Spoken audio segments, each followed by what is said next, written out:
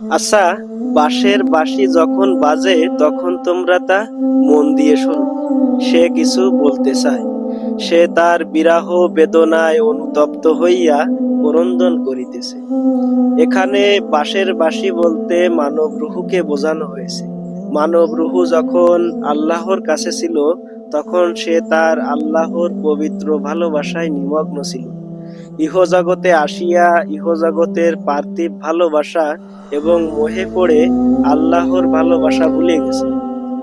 আবার যখন কোনো সত্য প্রেমের ছোঁয়া পেয়ে বা কোনো কামেলের ছোঁয়া পেয়ে বা কোনো প্রেমের কাহিনী পাঠে বা ঐশী শক্তির ইচ্ছায় সে যখন নিজের ভুলগুলো বুঝতে পেরে সৃষ্টিকর্তার কাছে ক্ষমা প্রার্থনায় অনুতপ্ত হয়, তখন তাকে বাঁশের বাঁশির সাথে তুলনা করা হয়েছে।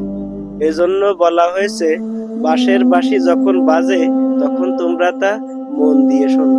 সে কিছু বলতে চায়।